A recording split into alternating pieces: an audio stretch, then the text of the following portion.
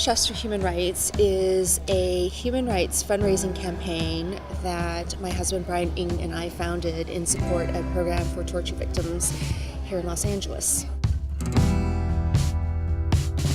It's all about helping people who are looking to come to the United States to get away from possibly countries where they're persecuted. Every dollar that we raise goes to PTV to provide medical and psychological services, as well as social services support and legal support to refugees who've been tortured.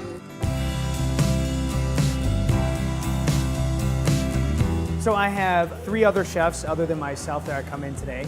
There's Walter Manzke, Jessica Koslow, and Jeremy Fox. We're all doing different dishes. There's seafood dishes, there's a pork loin dish that Jeremy's doing, there's a crudo, which is a raw fish dish that Walter's doing. Jessica's doing some grilled broccolini.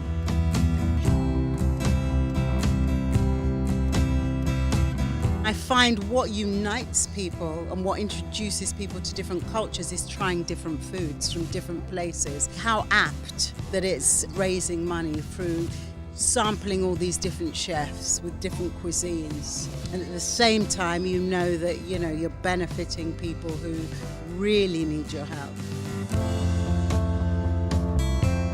Tonight was also very, very special for us because we had the privilege of honoring Chris Cornell, the legendary musician and artist who dedicated his life to being a humanitarian. My husband loved to help people, especially children. He believed that it was the obligation of adults to never turn their backs on the most vulnerable and innocent members of our society. And I vow to keep my promise to Chris and continue in this mission. Thank you again for this great honor. On my journey, met a lot of victims of torture and people who were under the trauma of the war. Professionals behind PTV, they helping for these people to do their first steps, to implement themselves into the society and be fulfilling every dream that they were dreaming before the wars.